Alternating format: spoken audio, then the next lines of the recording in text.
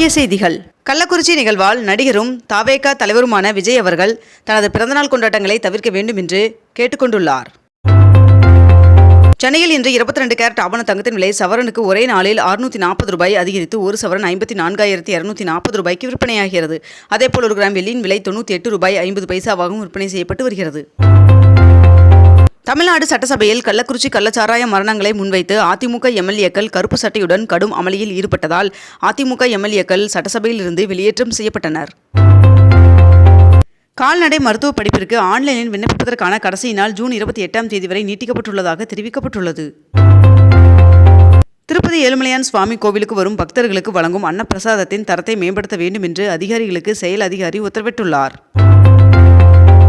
கள்ளக்குறிச்சியில் உயிரிழந்தோரின் குடும்பத்திற்கு தலா 1 லட்சம் ரூபாய் வழங்கப்படும் என்று தமிழக பாஜக தலைவர் அண்ணாமலை அவர்கள் தெரிவித்துள்ளதாக தகவல் வெளியாகியுள்ளது.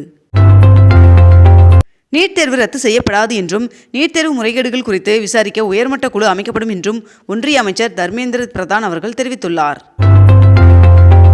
கள்ளக்குறிச்சியில் விஷசாராயம் குடித்து உயிரிழந்தவர்களின் உடலுக்கு நேரில் அஞ்சலி செலுத்தி அவர்களது குடும்பத்தினர் ஆறுதல் கூறி நிவாரண உதவிகளை அமைச்சர் உதயநிதி ஸ்டாலின் அவர்கள் வழங்கினார். திருநெல்வேலியில் இன்று தேர் திருவிழாவை முன்னிட்டு இன்று திருநெல்வேலிக்கு உள்ளூர் விடுமுறை அறிவிக்கப்பட்டுள்ளது. டெல்லி முதலமைச்சர் அரவிந்த் கெஜ்ரிவால் அவர்களுக்கு ஜாமீன் வழங்கி டெல்லி சிறப்பு நீதிமன்றம் உத்தரவு பிறப்பித்துள்ளது.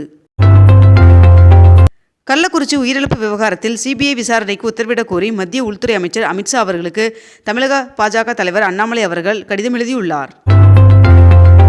நாடாளுமன்ற வளாகத்தில் திமுக எம்பி அப்துல்லா தடுத்து நிறுத்தப்பட்ட சம்பவம் சர்ச்சையை ஏற்படுத்திய நிலையில் சிஐஎஸ்எஃப் அதிகாரி மன்னிப்பு கேட்டுள்ளார்.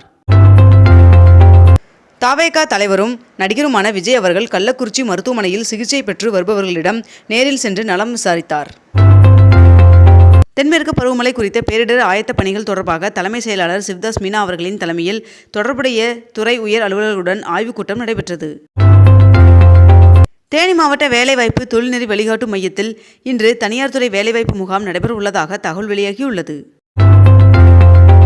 கள்ளக்குறிச்சி விஷசாராயத்தால் பெற்றோர்களை இழந்த 3 குழந்தைகளின் கல்விச் செலவை அதிமுக ஏற்கும் என்று எடப்பாடி பழனிசாமி அவர்கள் தெரிவித்துள்ளார்.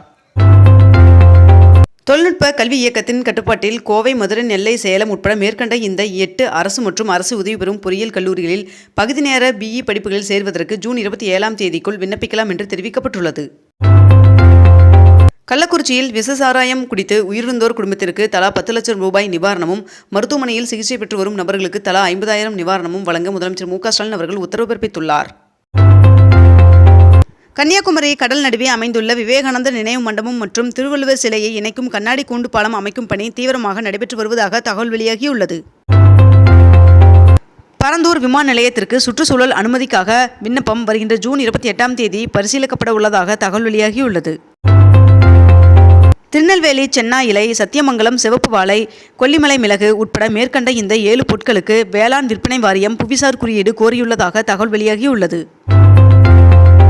சிதம்பரத்தில் பல்வேறு பல்கலைக்கழகங்கள் மற்றும் கல்லூரிகளின் பெயரில் போலி சான்றிதழை தயாரித்த தீட்சிதர் உட்பட 2 வரை போலீசார் கைது செய்துள்ளனர். சர்வதேச யோகா நிகழ்ச்சியில் பங்கேற்பதற்காக பிரதமர் நரேந்திர மோடி அவர்கள் இன்று ஸ்ரீநகர் பயணம் மேற்கொள்ள உள்ளதாக தெரிவிக்கப்பட்டுள்ளது. கோவையில் உள்ள தமிழ்நாடு வேளாண்மை பல்கலைக்கழகத்தில் மாணவர் சேர்க்கைக்கான தரவரிசை பட்டியல் வெளியிடப்பட்டுள்ளது. இதில் 4 பேர் 200க்கு 200 மதிப்பெண்கள் எடுத்து முதலிடம் பிடித்துள்ளனர். இத்துடன் இன்றைய தலைப்பு செய்திகள் நிறைவடைகின்றன. மேலும் இதுபோன்ற அண்மை தகவல்களை உடனுக்குடன் தெரிந்து கொள்ள நமது அக்னிபூ சேனலை சப்ஸ்கிரைப் செய்து கொண்டு தொடர்ந்து இணைந்திருங்கள். நன்றி, வணக்கம்.